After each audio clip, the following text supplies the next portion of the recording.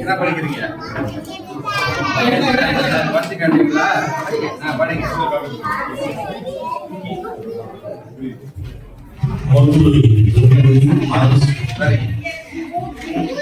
Cellphone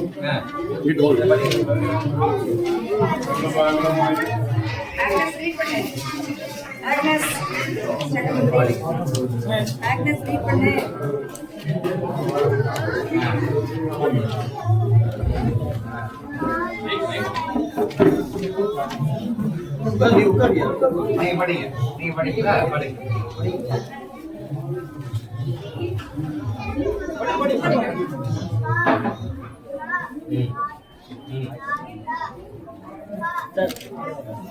mic வேண்டாம். Right, very good, very good.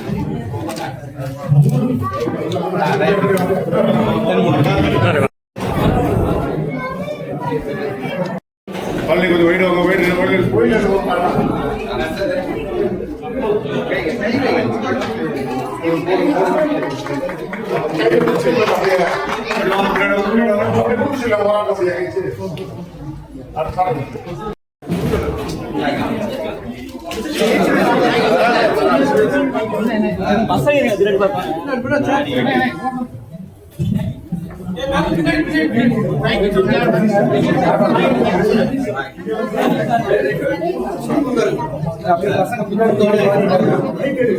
நீங்க வாங்கிங்களா? எங்கெல்லாம் வாங்கியாச்சா?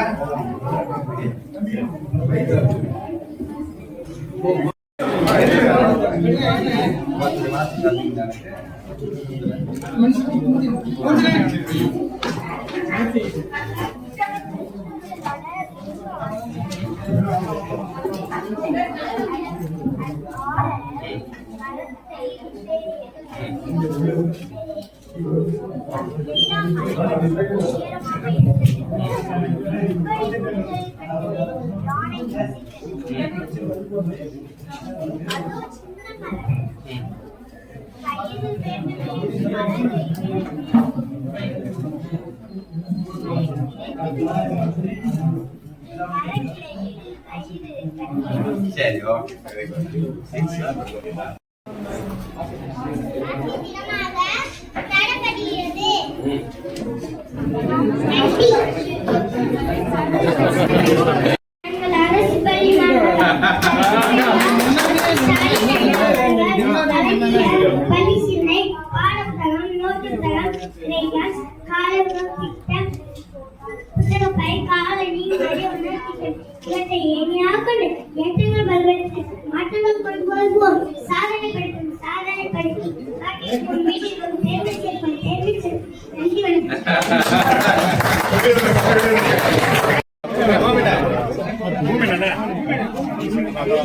கொஞ்சம் கேப் போட்டுக்கலாம். நீ மைக் இருக்கிறீங்க நியூஸ் தமிழ் இன்றைக்கு மிகப்பெரிய முக்கியத்துவத்தை தந்து கல்வி பெரும்பான்மை ஆற்ற வேண்டும் என்பதற்காக இன்றைக்கு இல்லந்தேடி கல்வி என்பது மிகப்பெரிய வரவேற்பை பெற்றிருக்கிறது. நம்முடைய கல்வித்துறை அமைச்சர் அவர்கள் குறிப்பிட்டிருக்கிறீங்க. இன்றைக்கு படிப்பினுடைய சதவீதமும் உயர்ந்திருக்கிறது. அதனுடைய ரிசல்ட்டும் உயர்ந்திருக்கும். தனியார் பள்ளியை விட அரசு பள்ளிகள் இன்றைக்கு 99%, 100% இருக்கக்கூடிய பள்ளிகளுடைய அதே போல தான் இன்றைக்கு நீண்ட நாட்களாக நான் அமைச்சரிடத்தில் வேண்டுவது, இன்றைக்கு பள்ளியினுடைய தரம் உயர்த்த சொல்லி கேட்டபோது இன்றைக்கு ஏறத்தாழ 70 கோடி ரூபாய் வருமானம் உள்ள ஒரு நிலத்தை கொடுத்து அது சுற்றில ஒரு 50 கிராமங்கள் இருக்கிறது.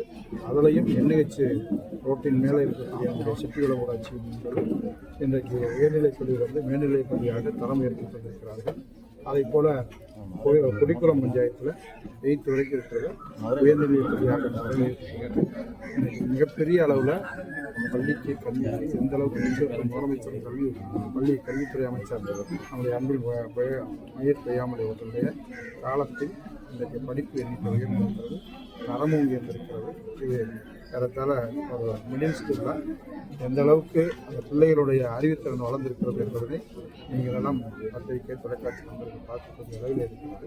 அதுபோல தான் இன்றைக்கு எந்த அளவிற்கு பெண்களை போன்று இன்றைக்கு கல்வித்துறைக்கு எந்த அளவிற்கு இன்றைக்கி வளர்ச்சி பெற்றிருக்கிறார் என்பதை எல்லாம் அறிந்து வருவோம்.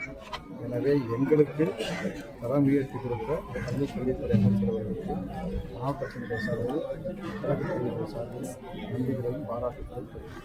சார், குறிப்பாக 2 நாளுக்கு முன்னாடி அண்ணாமலை என்ன சொல்லியிருக்காருன்னா, தமிழகத்தில் அரசு பள்ளிகளில் சேர்க்கை 39%இருந்து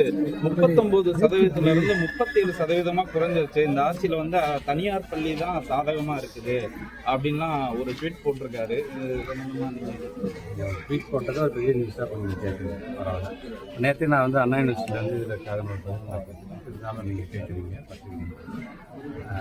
குறிப்பாக இன்றைக்கி நான் மதுரைக்கு வந்ததுக்கு நம்முடைய மாநில அமைச்சர்களுடைய நீண்ட நாள் கோரிக்கை தரம் உயர்த்த வேண்டும் என்கின்ற அந்த கோரிக்கை அந்த மாநில தமிழ்நாட்டு முதலமைச்சர் நிறைவேற்றி கொண்டிருக்கிறார். அந்த பள்ளிக்கூடத்தை நான் சாப்பிட்டேன்.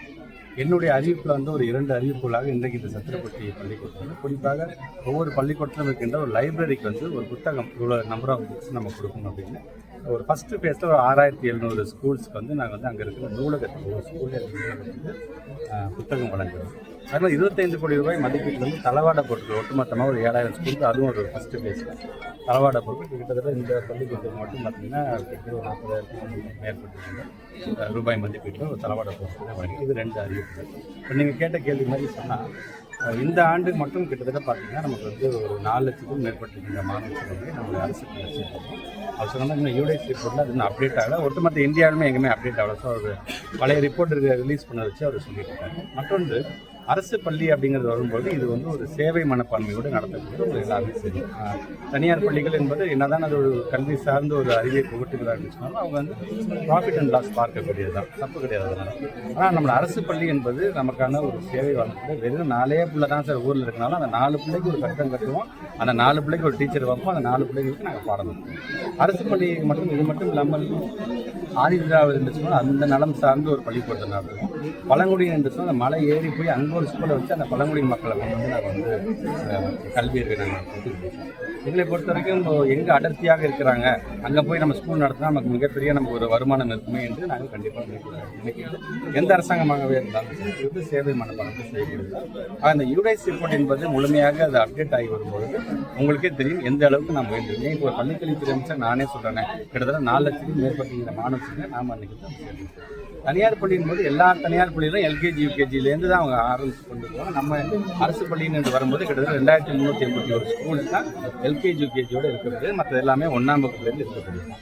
அனைத்தையும் நம்ம 37,000 பள்ளிக்கூடம் இருக்குன்னு சொன்னாங்கன்னா high school higher secondary school வந்து கிட்டத்தட்ட நம்ம வந்து 7,000க்கும் மேற்பட்டிருக்கின்ற ஸ்கூல்ஸ் இருக்குது. அங்கே யாரும் வந்து அட்மிஷன் புதுசாக சேர்க்க மாட்டாங்க. சேர்க்கறதே பார்த்தீங்கன்னா 1ஆம் வகுப்புலேருந்து 5ஆம் வகுப்பு இல்லைன்னா எல்கேஜி யூகேஜி தான் அதிகமாக இருக்கும்.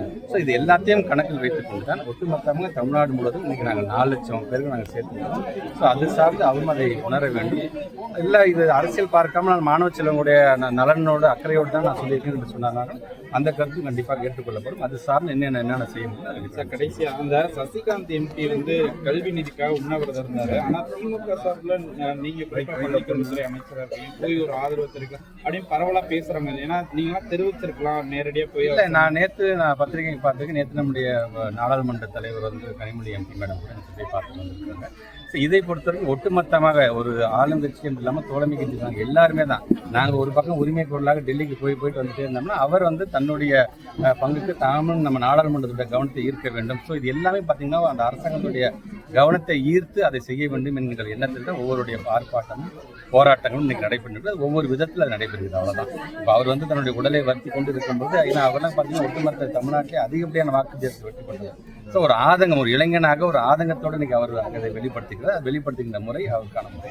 எங்களுடைய முறை என்பது உரிமை குரலை கேட்க வேண்டும் என்ற விதத்தில் தான் நாங்கள் டெல்லிக்கு கிட்டத்தட்ட 4 தடவை போயிட்டு இருக்கோம். இருந்தாலும் இதை அறிந்து நம்முடைய மாண்புமிகு தமிழ்நாட்டுடைய முதலமைச்சர் ஜெர்மனியில் இருந்தாலும் உடனடியாக சசிகாந்த் அவர்களுக்கு வந்து நீங்கள் ஆதரவு தெரிவிக்கணும். உடனடியாக நம்ம நாடாளுமன்றம் சார்ந்திருக்கின்ற உறுப்பினர்கள் மூலமாக நாடாளுமன்ற தலைவரை நம்ம அனுப்பி வைக்க வேண்டும். அதுதான் முறையாக இருக்குன்னு சொல்லி நேற்று உடனடியாக கனிமொழி எம்பியாக அனுப்பிச்சு நாங்கள் எங்களை பொறுத்த வரைக்கும் இது சசிகாந்தாக இருந்தாலும் சரி, அது அன்பில் மகேஷாக இருந்தாலும் சரி, கேட்கக்கூடிய நீங்களாக இருந்தாலும் சரி, ஒட்டுமொத்தமாக எல்லாரும் சேர்ந்து இது ஒரு மக்கள் குரலாக ஒரு மக்கள் இயக்கமாக மாற்றி காட்டி அப்படின்னாச்சும் அந்த ஒன்றிய அரசு நம்முடைய பிள்ளைங்களுக்கு வந்து அந்த நிதியை விடுவிப்பார்களா என்கின்ற இயக்கம் தான் இன்னும் தொடர்ந்து.